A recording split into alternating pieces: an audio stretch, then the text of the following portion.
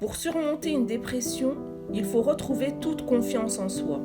Oui, c'est très difficile, mais ce n'est pas impossible. La confiance en soi, c'est d'abord l'estime de soi. Et l'estime de soi, qu'est-ce que c'est? C'est s'aimer à nouveau. S'aimer, ce n'est pas de l'égoïsme. Sans amour pour soi, vous n'aurez pas confiance en vous. S'aimer même si vous êtes malade. S'aimer, c'est se trouver des qualités et d'arrêter de se critiquer soi-même.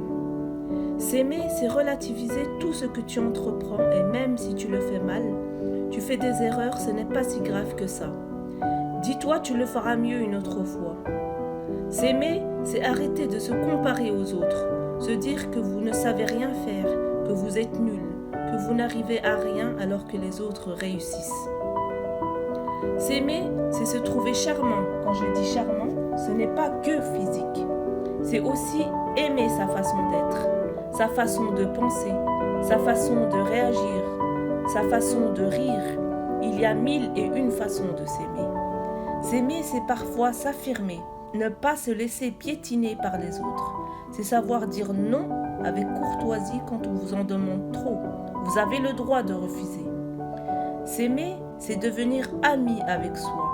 Il ne faut pas être agressif envers soi. On est souvent gentil avec l'autre et dur avec soi. S'aimer, c'est commencer à se parler avec douceur. C'est un pas vers l'estime de soi. S'aimer, c'est reconnaître que rien n'est plus important que son bonheur.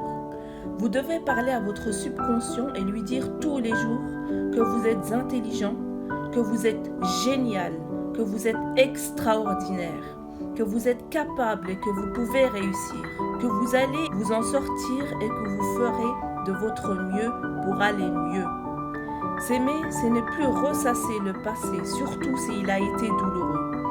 Il n'est jamais trop tard, vous pouvez encore effacer ce passé en commençant par s'apprécier et surtout s'accepter.